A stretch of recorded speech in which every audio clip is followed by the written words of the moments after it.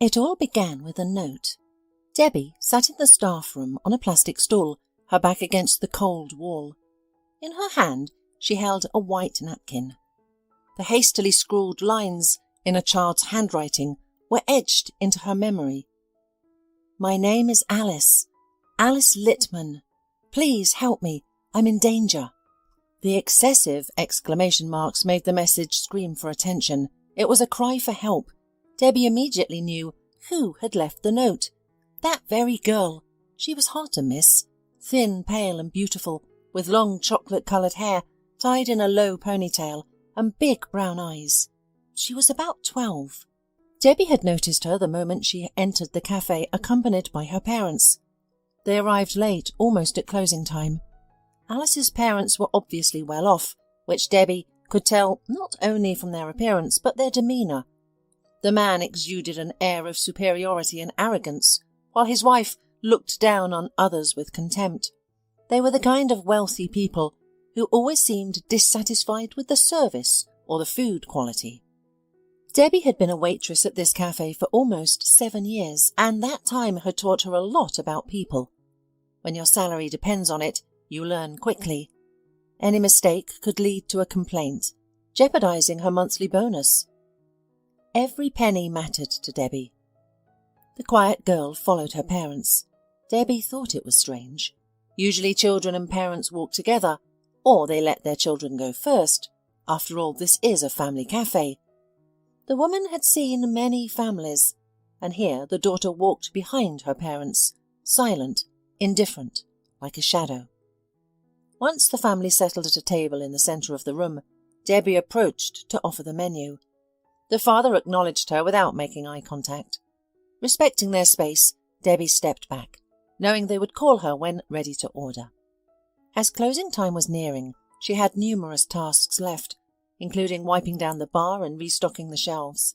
However, her attention was drawn to the new customers. The woman immediately noticed that the girl was dressed a little too strangely. Despite the summer heat of July, the girl was dressed as if it were fall, wearing long, dark, baggy pants, sneakers, and a long-sleeved T-shirt. Could it be a fashion trend with teenagers these days? No, it doesn't seem so, Debbie mused, having encountered countless adolescents. Contrarily, during summer, girls of this age usually accentuate their youth and beauty with more revealing and form-fitting attire. There are, of course, adherents of various subcultures, though Debbie wasn't particularly knowledgeable about them. But Alice didn't seem to belong to any of these groups either. Typically, nonconformist teenagers accessorize with symbolic trinkets, dye their hair vibrant colours, and apply bold makeup. Debbie was open-minded about such expressions, thinking youth is the best time to experiment with one's appearance. However, Alice seemed to resemble a nun more than a teenager. She wore closed black clothing, absent any makeup, and her gaze was blank, mostly directed downwards. Alice lacked the usual youthful energy, cheerfulness and curiosity. Debbie wondered if the girl was ill. She had encountered children with special needs before.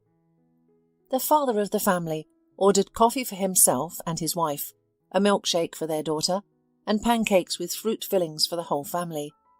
They ate dinner quickly.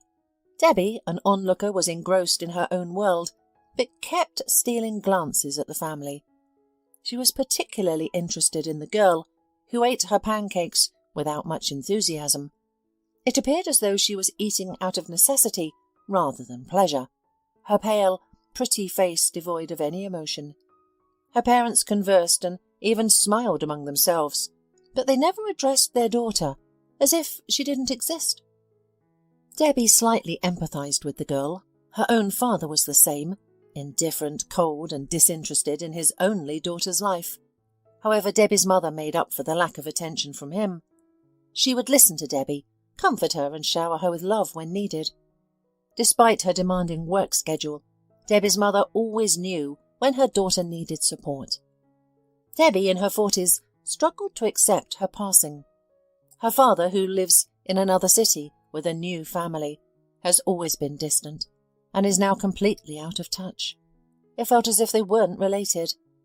Debbie didn't have any regret, likely because she never had a close relationship with her father.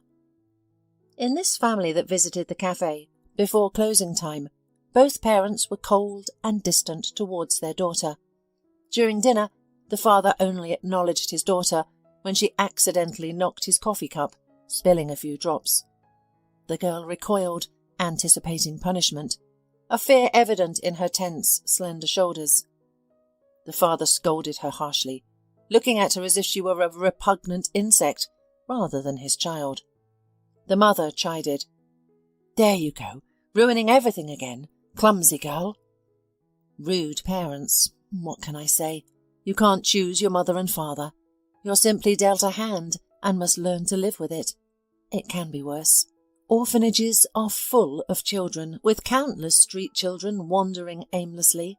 Similarly, marginalised families exist where young ones endure hardships. This girl, at least, does not starve or wear rags, Debbie thought. After their meal, the family exited the cafe in the same order they had arrived, parents leading, with their daughter following like a pale shadow.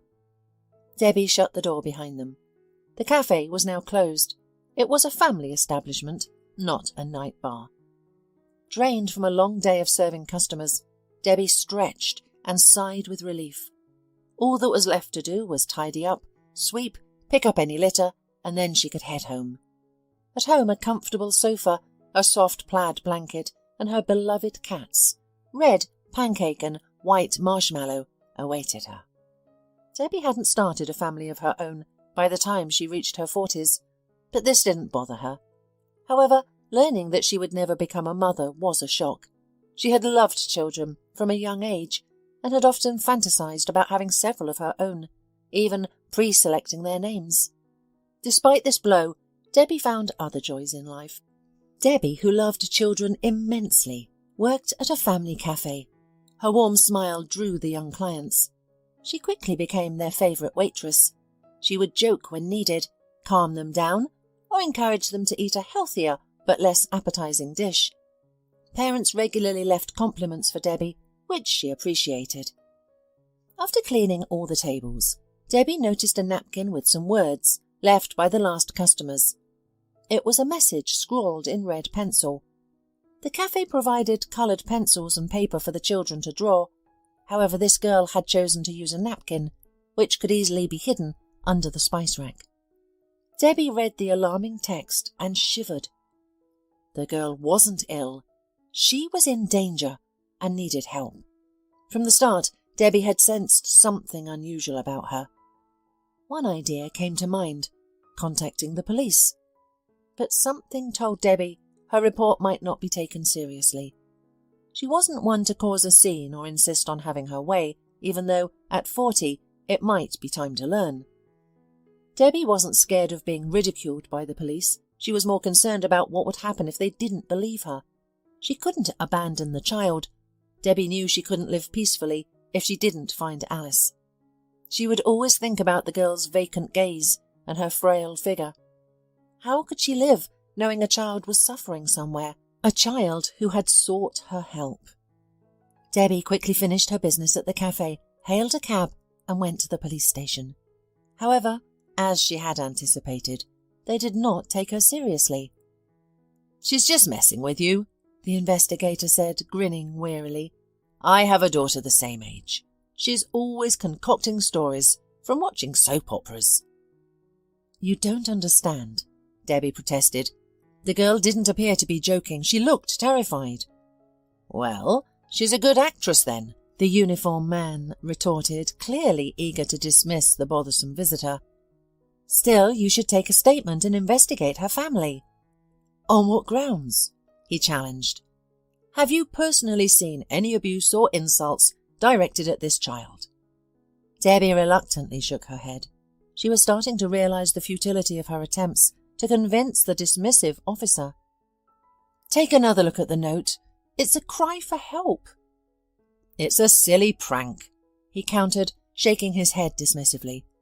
"I have more pressing matters to deal with than this note." "What am I supposed to do?" Debbie muttered in confusion. "Go home," replied the investigator, and throw away that paper on your way. Forget about this case. Teenagers are often unpredictable. I could tell you many stories about their peculiar behaviour, but I don't have the time." Debbie walked slowly through the late-night city. It was nearing midnight. Her legs ached with fatigue, but she was consumed by one thought: how to save the girl. Could this note on a napkin be Alice's last cry for help? It was clear that Alice hid the note from her abusive parents.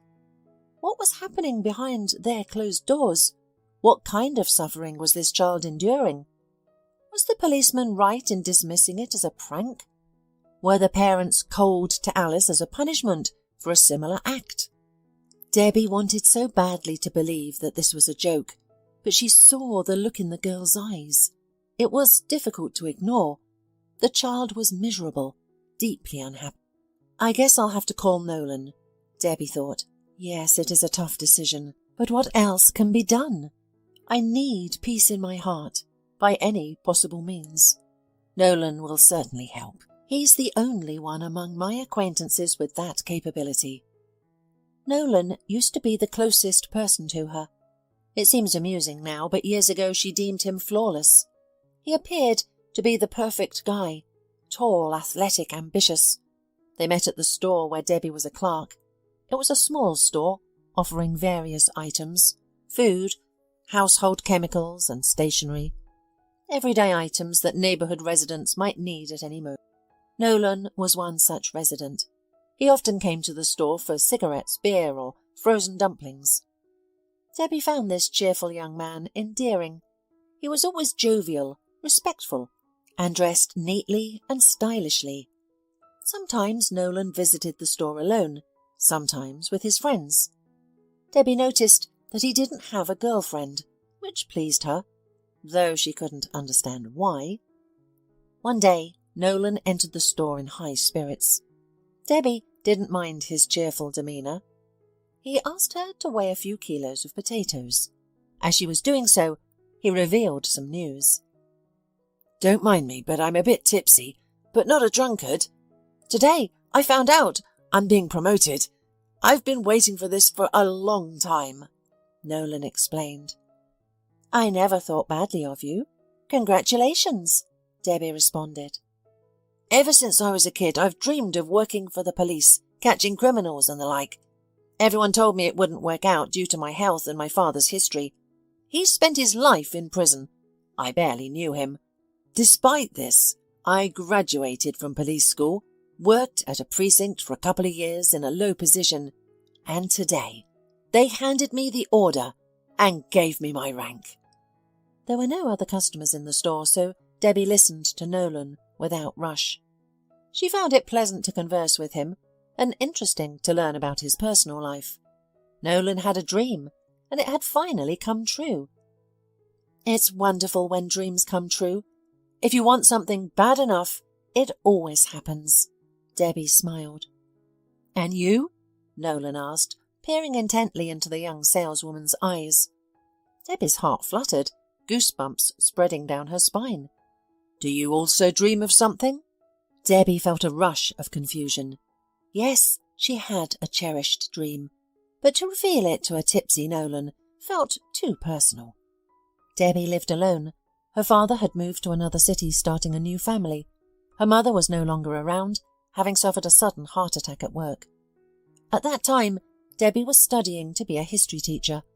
She loved children and had a knack for connecting with them. It was her mother's advice that led her to pursue a career in teaching. "You are born to be a teacher," her mother often said. "Someone like you should definitely work in a school."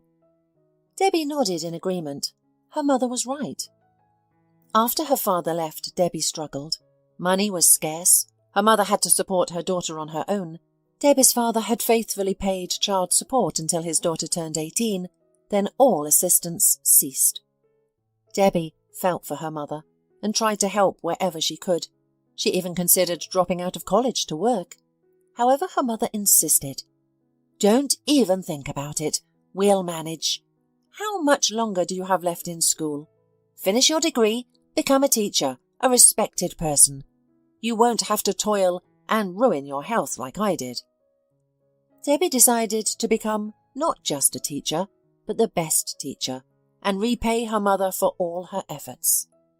Sadly, her mother passed away during Debbie's 3rd year of study. Debbie suddenly found herself alone in the world. She had to leave college to support herself and took a job as a clerk in a local store. Thoughts of lost opportunities, an education, a career as a teacher, all faded against the backdrop of the grief that had befallen Debbie. The wedding was modest, without the typical feast in a cafe or a crowd of guests. Debbie simply had no one to invite, and Nolan didn't desire a lavish celebration. However, his mother organised a small celebration for the couple. She invited them to her home and prepared a spread of homemade delicious food and appetizers.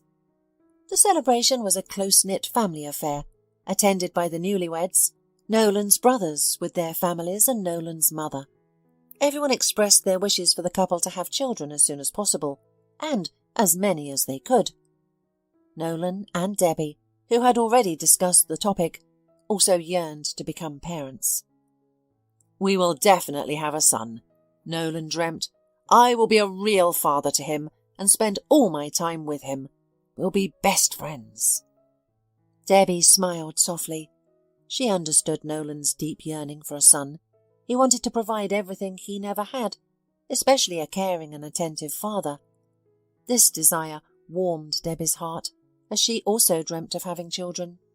However, the much-anticipated pregnancy did not occur.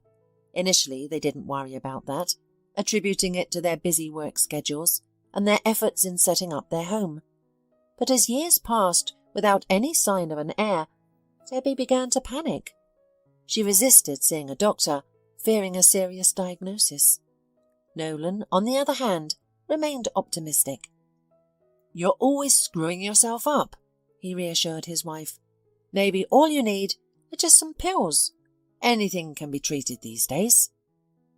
At the women's clinic, she underwent numerous tests and dutifully complied with all requirements. The blood results were almost perfect. However, an ultrasound revealed an unexpected issue. Debbie had a congenital anomaly of the pelvic organs. It didn't affect her daily life, but it prevented her from becoming a mother. "What should I do?" Debbie sobbed in the doctor's office. A middle-aged woman regarded the woman sympathetically. "Dear, don't be upset. Medical science is constantly advancing. Perhaps one day surgical procedures to correct such conditions will be possible. But for now, your only option is surrogacy." Upon hearing this, Debbie felt relief. She smiled and thanked the doctor. If there was a chance, she would definitely seize it. But at home, Debbie studied all the options and concluded that it wasn't right for them. The cost was prohibitive, the risks were high, and there were too many uncertainties. She had heard stories of the women refusing to return the child to their parents. The primary obstacle, however, was financial. She and Nolan simply didn't have the necessary funds. So the woman resigned herself to the fact that their dream would never come true. That same evening, Debbie shared her findings with her husband. He appeared confused, a look she had never seen on him since they met. She knew he was grappling with the same thoughts she had. They had been dreaming, planning and hoping, and now this. The woman wanted the usual comfort from Nolan. She longed for his hug, his soothing words, the stroke of her hair. But instead, he said, "I need to be alone," and retreated to the bedroom. Debbie was left alone with her worries in the living room. They didn't discuss it further and continued living by inertia. They went to work, shared meals and watched TV together in the evenings. But there was a tension between the couple that was very hard on both of them. Debbie visited several more doctors. Their verdict was unanimous. She would not be able to carry a baby naturally, and nothing could be done about it. Debbie gradually came to terms with it, although it was difficult. Nolan appeared to have accepted reality as well. He joked and smiled again, but he no longer spoke about plans and generally seemed colder. Debbie missed their once easy and light relationship. Trust, warmth, future filled with children's laughter were gone. One day Debbie suggested adopting a child from an orphanage. Well, that's an option too. There are many orphans in orphanages who need parental support. Why not make a destitute child happy? No way. Nolan shook his head. I don't want to raise the offspring of an alcoholic or a criminal. It's all about genes, you know, they can manifest themselves at any moment. My mother was worried about me and my brothers all my life. We're lucky we didn't take after our father. What if we're unlucky? Debbie didn't argue, acknowledging that such an important decision should be made together. Despite Nolan's stance, Debbie remained hopeful that she might change his mind someday. Then something unexpected happened that shook Debbie's world. Nolan, who often worked late, returned home one evening with a peculiar look.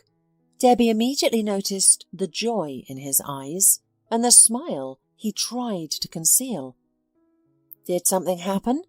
Debbie asked, thinking her husband had either received another promotion or had solved a long-standing case. But she had no idea what she would hear answering her question. We need to have a serious talk, Nolan announced. The joy in his eyes faded, and his face became serious and difficult to read. His discomfort around Debbie was palpable and unnerving. What is it? Debbie asked, looking at her husband with worry. Let's sit down, shall we? And Nolan, periodically confused and averting his eyes, told about everything, and about his worries, about unfulfilled dreams of children, and about the fatigue of physical and moral, and about the cooling of feelings for the woman who once seemed the closest and dearest. And at that difficult moment, 2 students were sent to the precinct for practical training. The guy was assigned to the homicide department, while the girl Linda was attached to Nolan because he had much routine paperwork. Linda was quite attractive, but Nolan was solely focused on his work, until she confessed her love to him. He tried to explain to Linda that they were not a suitable match. He suggested she should seek someone younger, more promising and unmarried. But Linda was persistent, firmly pursuing her goal. Eventually, Nolan succumbed to her persistence. Debbie listened to her husband and felt her world crumble. She had trusted Nolan more than she had trusted herself. She had thought they were just going through a rough patch in their relationship, but he had... For months, I felt like I'm caught between 2 fires, Nolan confessed. He looked unhappy, as if he had been deceived and betrayed. Not that he had done it himself. Perhaps his conscience prevented him from expressing joy openly. Thank you for being honest, Debbie replied, striving to maintain a steady, calm voice. Why are you sharing this now? Have you made a decision? Debbie hoped for an apology, for him to admit his mistakes, express remorse, and seek forgiveness. Of course she would forgive him. It might take time to restore their relationships, but they would manage. After all, everyone makes mistakes. However, today Linda told me something. Nolan began, heaving a sigh. She's expecting a baby. Can you believe it? A happy smile then spread across his face, illuminating it with warmth. He straightened his posture, as if shrugging off the weight of guilt. Upon hearing this, Debbie felt a sharp pain in her chest and gasped for breath. Go away, she said quietly. What? Nolan didn't hear her. Get out of here! Nolan nodded, then looked anxiously at Debbie. Are you sure you're going to be okay? Do you think I'm going to harm myself because of you? Debbie retorted, a grim smile playing on her lips. Those were the exact thoughts that crossed her mind initially. I'm so guilty. You're nice. You don't deserve someone like me. Debbie wanted to hit him, but instead she turned around and walked into the other room. You can pick your stuff up tomorrow when I'm at work, she said before leaving. After Nolan left, Debbie sobbed for a long time, her face buried in his sweater. It was the one she'd taken to work that morning, a memento of her husband. For some reason she wanted to keep at least one of Nolan's belongings. Perhaps she still loved him, despite his betrayal. Now divorced, Debbie found herself alone in her apartment. To combat loneliness, she adopted 2 cats, one from a shelter and the other a skinny, malnourished stray with infected eyes. Nursing the stray back to health took time, but it was worth it. Debbie also left her job, unable to bear working at the store where she had met Nolan. The memories were too painful. Instead, she found work as a waitress at a family-friendly cafe, serving customers who came in to share stories, jokes, and order treats. The variety of faces, stories, and situations reminded her that she was not alone and provided a welcomed distraction. She dealt with little visitors who refused to eat, wouldn't sit still, and were just in a bad mood. Debbie had a way with children, always knowing what to say to brighten their day. Nolan, on the other hand, married Linda and bought a spacious apartment in a prestigious neighbourhood with a mortgage. Soon he became a father to a long-awaited, much-desired son. He was a devoted father who kept his promises. Debbie occasionally ran into her ex-husband with his son at various places, an amusement park, a shopping centre. Nolan, leading his son by the hand, radiated happiness and pride.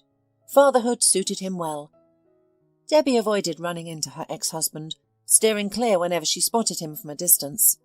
The encounters were too painful, too awkward. After the divorce, Nolan offered his support, should she ever need it.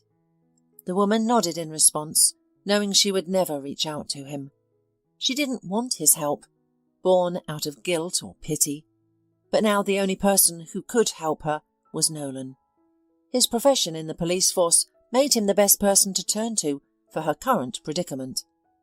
Debbie decided to wait until morning. It was late and she didn't want to disturb Nolan. As dawn broke, she gathered her courage and dialed her ex-husband's number.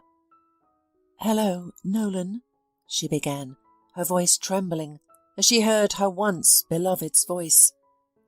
"I think I finally need your help." "Sure, come over. I'm at work now. I'll ask them to let you in to see me." Nolan had changed, slightly for the better. His hair had started to grey and his eyes had acquired a peaceful look. "Hi," he smiled at Debbie, rising from his chair. His charming, wide smile once gave Debbie shivers. Now she found it pleasing to see Nolan like this, smiling and friendly. There was no awkwardness, tension, anger, or resentment.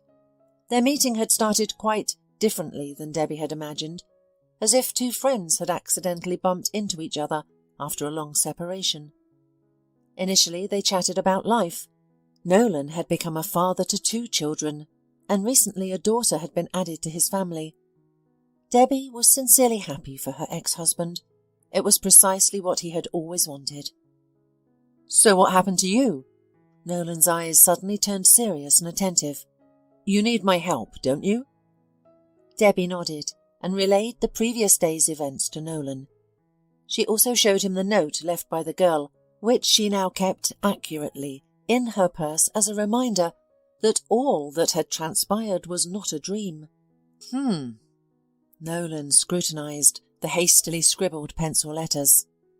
"Most likely this child is being bullied by her parents. If they are her parents at all, and not kidnappers.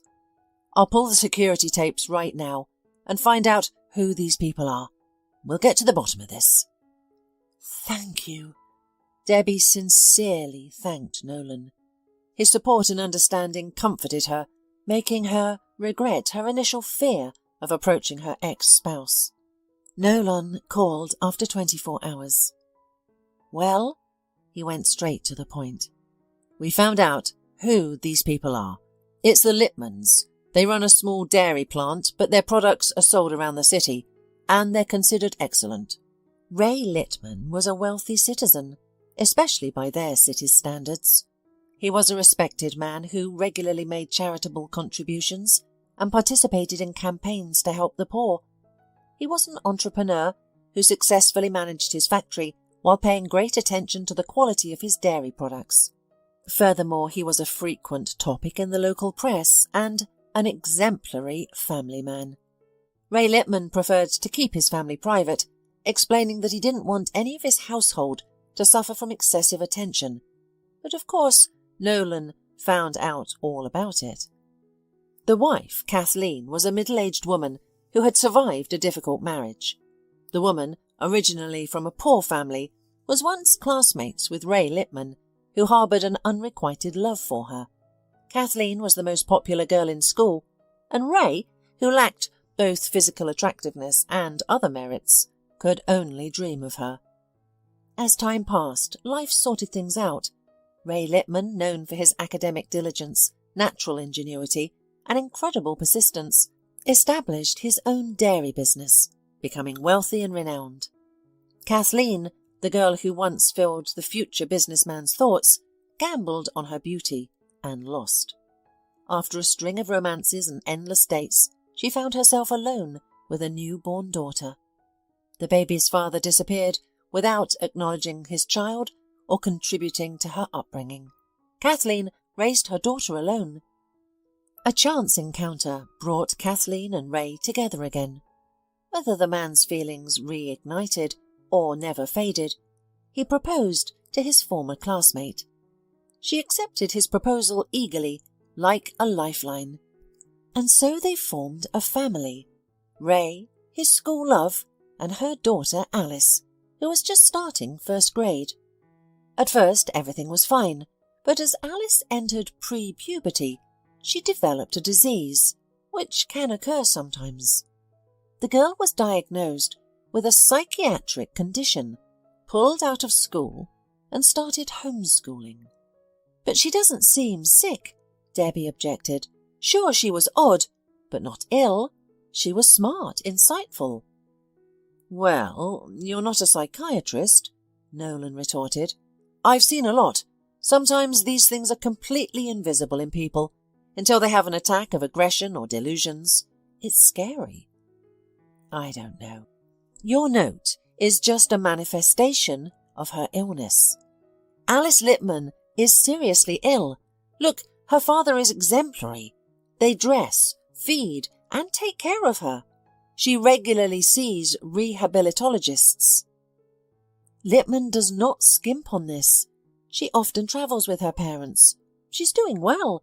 There's no reason to interfere with this family, legally speaking.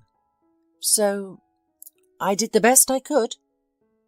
Thank you, Debbie thanked her ex-husband. She found it hard to believe the information he had shared. It all seemed like a beautiful facade, with unknown realities hidden behind it. Although Alice might be sick, it was clear that she was unhappy with her family and deeply afraid of her parents. Nolan, can you please give me their home address? She asked. Why do you need it? Nolan responded with caution. You're not planning to spy on them, are you? No, not at all. I just want to see the girl one more time. At least a glimpse to confirm that I've imagined it all. That haunted look in her eyes, the fear lurking beneath. This is strange, but fine, write it down. Please be careful and call me right away if there's any trouble. An hour later, Debbie found herself standing in front of the Littman mansion. She had the day off and decided to use her spare time to visit. The two-story cottage was located in an upscale residential area, surrounded by similar homes and imposing estates with ornate rooftops and annexes. The Littman mansion was relatively modest in comparison, but was beautiful, stylish and inviting. It appeared to house a model family. Rather than being enclosed by a solid fence, the house had a metal fence that allowed a clear view of the garden, swimming pool, children's playground with swings and slides, and a gazebo. Paradise for a child. Any child protection service would see this spectacle and never suspect that a girl living in such conditions might need help. Alice was in danger, or so Debbie was convinced. Nolan's convincing story was not credible. Debbie, unsure of her next move, lingered near the house, feeling at least this way she was closer to Alice. As the woman was about to leave, the cottage door swung open. On the porch stood the girl who had written the note on the napkin, looking as vulnerable and fragile as ever.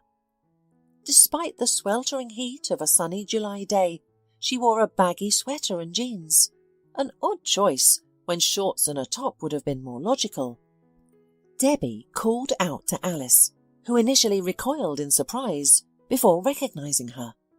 Alice hurried towards the fence, occasionally glancing back at her house, seemingly to check if she was being watched. "You're the waitress from the cafe. You found my note." Alice initiated the conversation. "Yes," Debbie replied. "What's happening to you?" "Did someone finally believe me?" Alice clung to the bars of the fence. "I've left similar messages before, at vacation spots, at local cafes, but no one ever showed interest. I guess they didn't believe me. You're the first." "Tell me what's going on and how I can help you," Debbie urged. "I'll tell you, but you probably won't believe me. My stepfather and mother make everything seem like my fault because I'm supposedly crazy.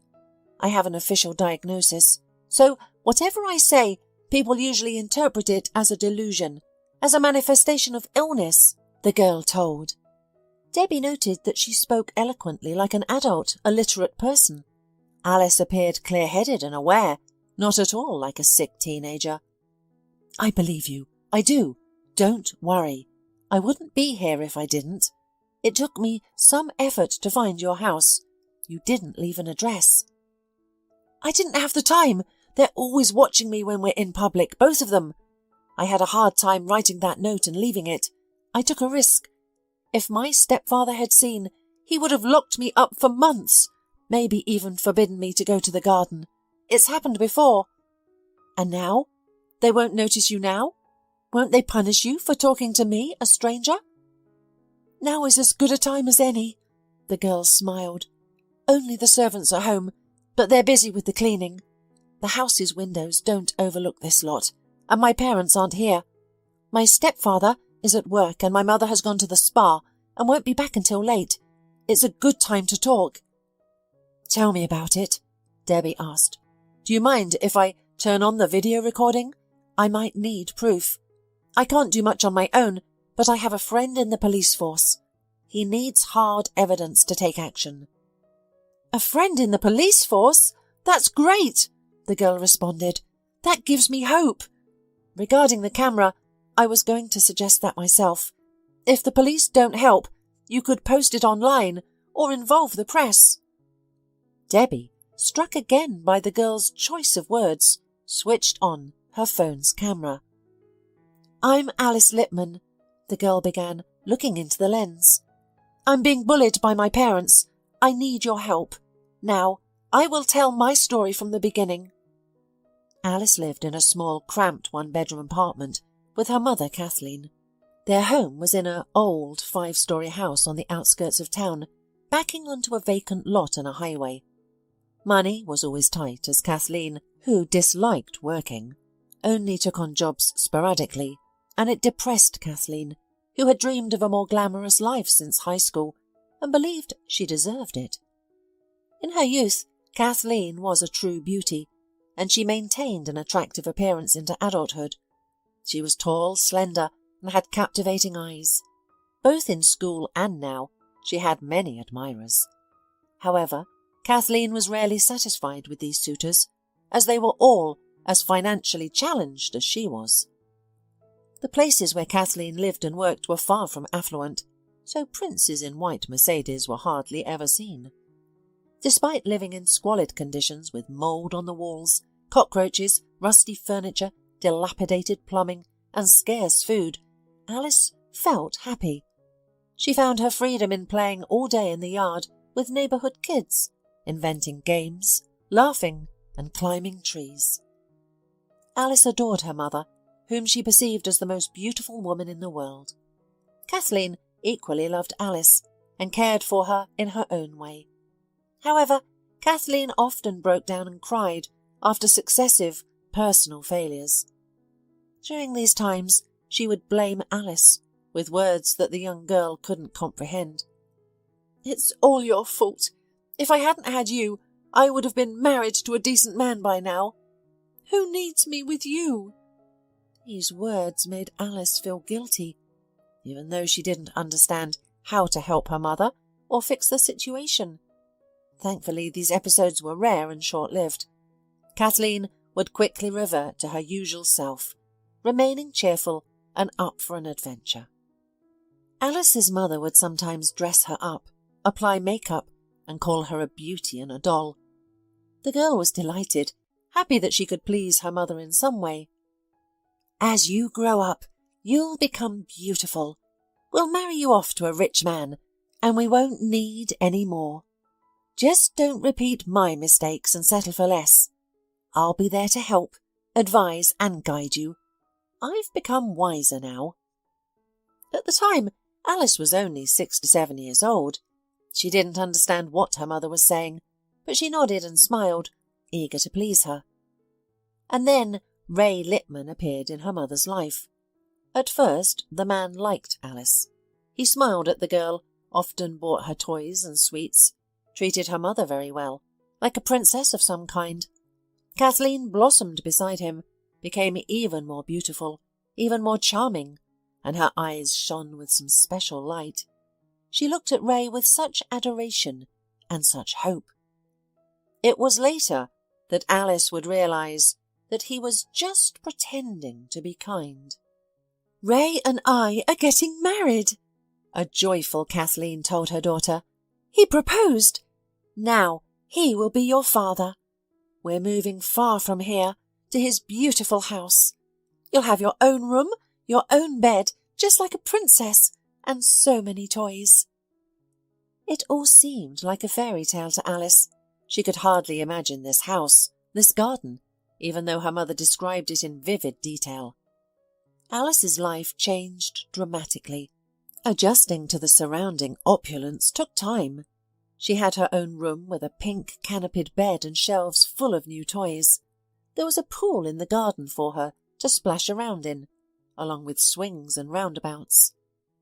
Uniformed staff served her extravagant meals for breakfast, lunch and dinner. The abundance was dizzying. Overwhelmed by the sudden changes, Alice often found herself exhausted and asleep by 8 or 9 p.m. in her princess bed. Despite her new life, Alice still felt a sense of lack. Firstly, she yearned for freedom. It wasn't customary to venture beyond the fence here, yet she longed to explore the neighbourhood. However, it wasn't allowed. Secondly, Alice deeply missed her friends, the boys and girls she had grown up with. One day she asked her mother if she could invite them over, even if just for a day. "What?" Kathleen exclaimed. "Forget your street friends. You'll soon make new friends from respectable families." Kathleen had changed significantly. She had become so beautiful and radiant that it was difficult to take one's eyes off her. She now frequented beauty parlours and gyms. She had made friends with other beautiful and well-groomed women, often spending time in cafes, shopping, or just strolling together. She seemed happy and often voiced that she was finally living the life she deserved. During this period, Kathleen paid little attention to Alice. She used to get home only by the time Ray returned from work, and then all her attention was focused on him, which he seemed to enjoy. Alice no longer received love. She was cared for by a nanny, who had a strict and slightly haughty demeanour. Although Alice was afraid of her, she obeyed her unconditionally. The nanny prepared Alice for school, teaching her letters and numbers, and having her practice writing in her copybooks. Then Alice was enrolled in a prestigious, albeit expensive, school. The students spent their entire day within the institution's walls, attending lessons, resting, and participating in extra classes. Alice quickly befriended her classmates. Initially they seemed strange to her, too quiet and too boring, unlike her friends from the yard, whom she missed terribly. She was surprised that these children were unfamiliar with basic games, like tag and trick-filled hide-and-seek. After teaching them, Alice's new friends were utterly delighted. From then on, she became a sort of leader, always coming up with fun activities that her friends eagerly participated in. However, Alice's excessive initiative often got her into trouble with teachers and educators. They preferred dealing with calm, obedient children and offered board games or sculpting classes between lessons. But they had already gotten a taste for a very different kind of entertainment. They were just kids. During one game of dodgeball that started in the school corridor, a boy accidentally broke a glass cabinet filled with the school students' awards with his ball. Shards flew everywhere, one injuring a girl. The injury was not serious, but it took a while to stop the bleeding in the infirmary. A massive scandal broke out. The parents of an injured student were angry. They couldn't believe the administration at such a prestigious and expensive school could fail to ensure their children's safety. The principal berated Alice in his office. He accused Alice of being a bad influence on the other children and called her a savage. Then, while Alice was still there, he called her father Ray and requested a serious discussion. Alice sat nervously outside the principal's office on a couch. Ray and Kathleen hurriedly approached the office. Seeing them, Alice initially felt a surge of relief. They were her family after all, but Ray gave her such an icy stare that it made her even more frightened. Kathleen, her mother, didn't even look at Alice. She appeared pale, anxious and guilty. Alice couldn't hear what the adults were discussing. The ride home was silent, with her mother occasionally glaring at her with a mixture of irritation and disappointment. Alice felt as if she wanted to disappear. At home, Ray struck the girl.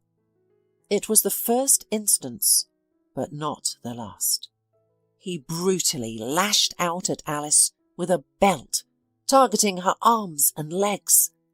The strikes left red welts on her skin, but that didn't deter him.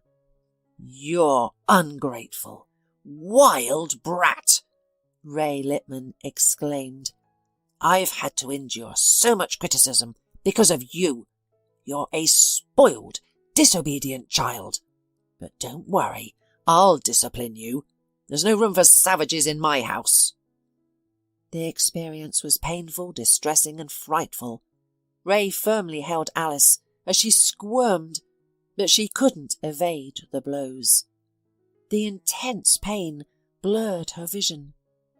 Alice's mother stood by, making no attempt to defend her daughter.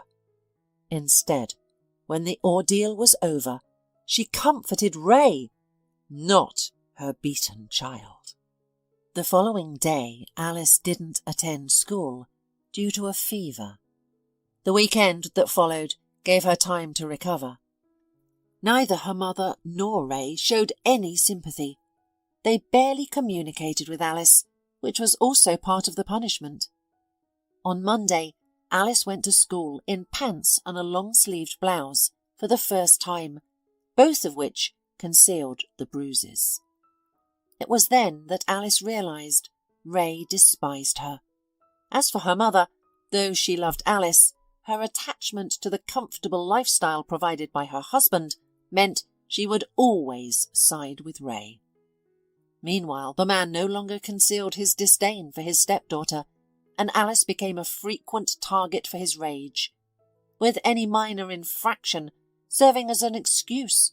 A poor grade, a teacher's remark, a broken plate, or a dishevelled appearance. Sometimes Ray didn't even need a reason. It used to happen that he came home in a turmoil mood, and then the hated Alice came into view. "He must be insane," the girl stated, looking directly into the camera. "I believe he enjoys hitting me. His eyes actually light up with joy. It's terrifying. I fear that he might cross a line and end my life one day." Alice's mother witnessed all this, but never attempted to safeguard her daughter. After each incident, Kathleen would console Alice. "He's doing this for your own good. He's afraid you'll become unruly. This is just his way of parenting. All loving parents discipline their children for their betterment. You should be grateful that Ray cares so much." However, Alice found no reason for joy. For a time she even believed that this was normal, since she never had a father figure before. Maybe that's how fathers raise their children. Maybe every one of her classmates feels the same way. Ray tried to hit Alice in places where it would not leave visible marks. If that wasn't possible, Alice would wear long-sleeved clothing and pants to school to conceal the evidence of abuse. "No one must know what happened yesterday," Kathleen warned her daughter. "Otherwise, everyone will know what a bad girl you are, since Daddy had to punish you." Alice believed her mother. She hid her scars and bruises out of shame. However, one day, a medical examination at school revealed the visible marks from a recent beating. The young nurse was appalled by the marks on Alice's body. "What happened to you? Where did these come from?" he asked. I fell down the stairs," Alice mumbled, offering the first excuse that came to mind. As long as she kept the truth hidden, maybe no one would realise how bad she was. "She's a hyperactive child," the teacher in the medical room confirmed. "She's always getting into some sort of trouble." Alice's stepfather continued to take out his anger on her as she grew older, while her mother Kathleen silently consented. For a time, Alice considered this life normal. However, as she got older and learned from her classmates, movies and books, she realised her situation was not normal. Alice grew smarter and wiser. One day she understood what was happening to her was wrong and must not be tolerated. "I went to the principal and filed a complaint in his office. I told them everything, even showed them my bruises and abrasions. They said they'd look into everything. I was so hopeful. I thought this nightmare was over, but it got worse." The principal turned to her stepfather, and he dismissed Alice's claims as the ramblings of a disturbed mind. He said they had already arranged for her to see a psychiatrist. The principal believed him. Alice was indeed taken to see psychiatrists. She suspected these doctors were paid off by her stepfather. As a result, a perfectly healthy child was diagnosed with a mental disorder, and everything Alice said was dismissed as nonsense. "He has complete control over me. I've become his official whipping girl." Alice took a deep breath before continuing her story. Alice was permanently removed from school and began homeschooling, studying with teachers online. "You ungrateful child. Now there's no one to complain about the man who raises, feeds and clothes you," Ray taunted, looking at his bewildered stepdaughter. This was a turn of events Alice hadn't expected when she told the principal the truth. She felt like a prisoner in her own beautiful home, isolated from all but her mother, servants and stepfather. She was presented as an abnormal individual to others. To make matters worse, her internet access was cut off, severing her last connection to the outside world through social media. It was total isolation. However, Ray and Kathleen maintained the facade of being perfect parents. They took Alice on trips and occasionally brought her to cafes or restaurants. They made public appearances with her to avoid arousing suspicion. The physical abuse continued. Ray vented all his anger and tension on Alice. Each time he went further, but never touched her face, as facial injuries were harder to conceal. Kathleen remained silent, not just to appease her husband, but also out of fear. All the beatings and abuse were directed at his daughter. Who knows, perhaps if it were not for this lightning rod, she herself would have to pay for the beautiful, nourished life. "I left messages wherever I could." Alice's voice began to tremble. "I tried to ask for help, but it was useless. They thought I was insane. One day, Ray caught me trying to tell a woman in the street. We were on vacation in Thailand at the time. He came up showed this lady a medical certificate with a diagnosis, and then beat me so badly that I passed out. I spent the rest of my vacation bedridden. They would lock me up and leave for the beach. I thought I was going to die, even wanted to, but I survived and regained consciousness.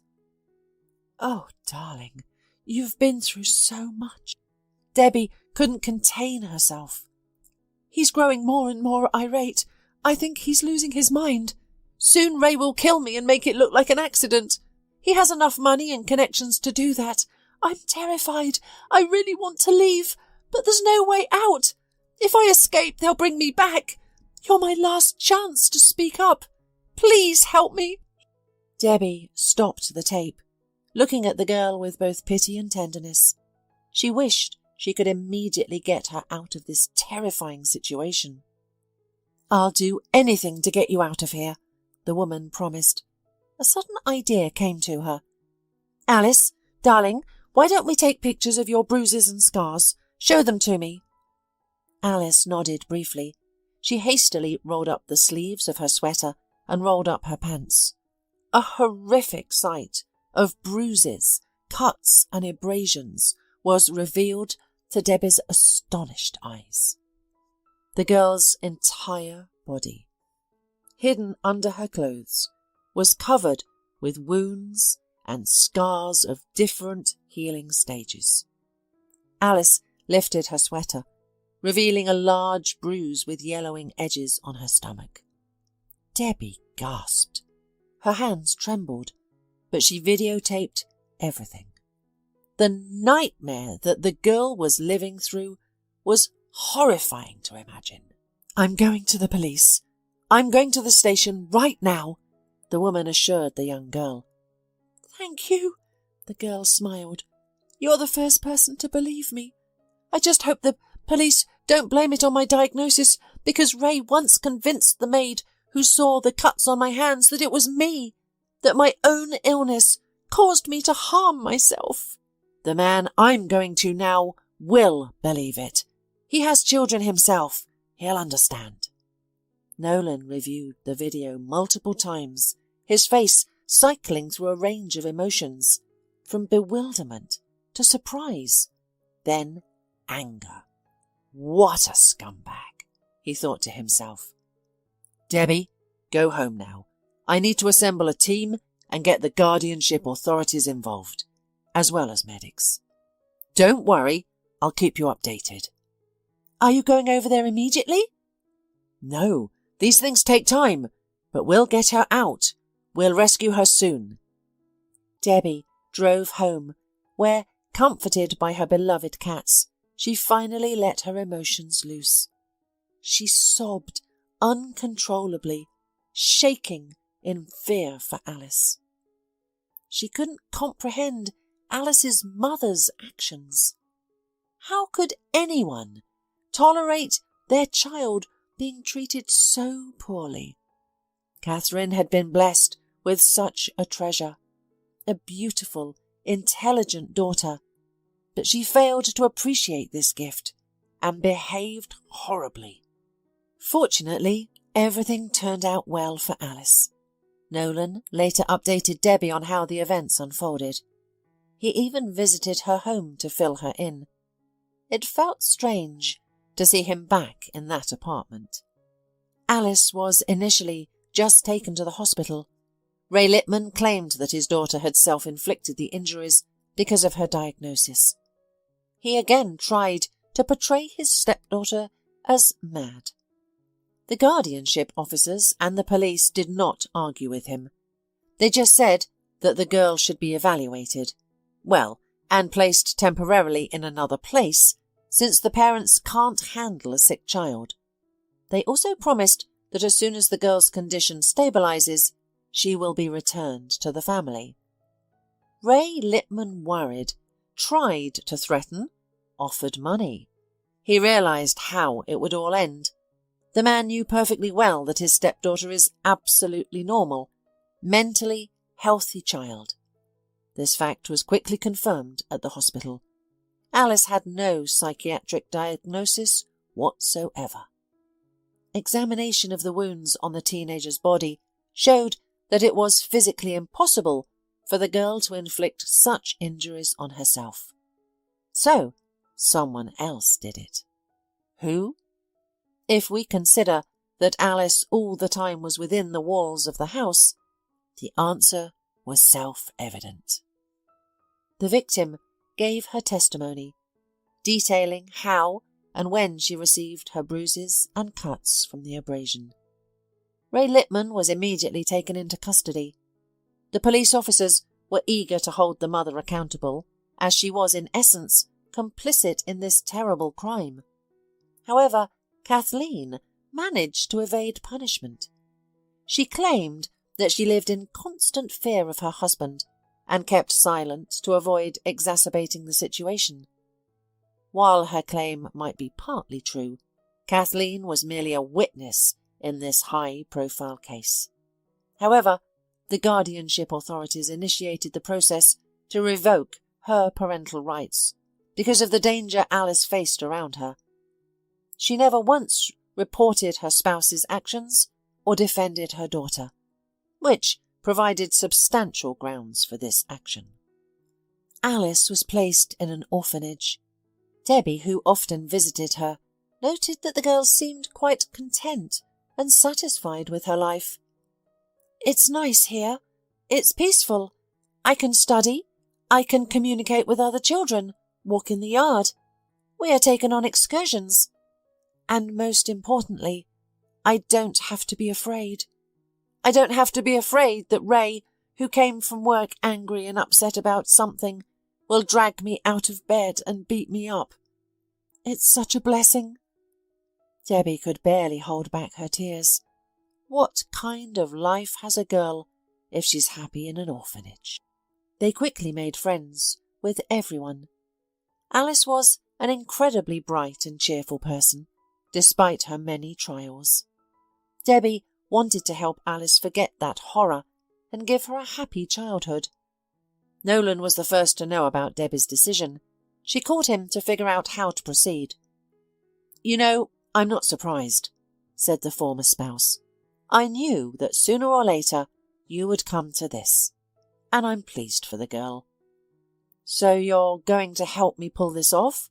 Debbie asked. "Because I really don't know where to start."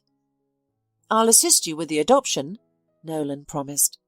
"I have acquaintances who can expedite the process. The key is Alice's agreement, but I don't foresee any issues with that, do you?" "No," Debbie confidently replied. The September morning was dull yet sunny. For the first time in a while, this date held significance for Debbie. She was sending her daughter off to 7th grade. Together, they had selected new school clothes for Alice. The shopping trip was lengthy, as they sought items that would fit Alice perfectly, but they managed. "Alice, get up! We're going to be late for your first day at a new school," Debbie exclaimed, checking her watch. The smell of fresh toast and coffee wafted from the kitchen. "It's time for breakfast." "Good morning," the girl greeted, smiling as she emerged from the bedroom. She looked glad, and there were no more bruises or abrasions on her arms and legs. The scars from deep cuts served as the only reminders of the nightmare that existed outside their beautiful mansion. Many of these scars were dispersed across her body, but time would eventually smooth and erase them. Alice approached Debbie and hugged her, as she always did. Their needs were perfectly complementary. The girl found a loving, understanding mother, while the woman gained a beautiful, grateful daughter. Kathleen attempted to reconnect with Alice. She called her, even showed up at her school. However, the girl harboured resentment, misunderstanding, and anger towards her mother. But psychologists worked with the girl. At first, Debbie took her foster daughter to sessions every day, but now the visits were reduced to once a week. Alice's psychological trauma was deep, her emotional wounds more severe than her physical ones. The goal was for Alice to forgive Kathleen a step necessary for her own healing and well-being. They still had a long journey ahead, but together they could overcome it. After all, they were stronger together.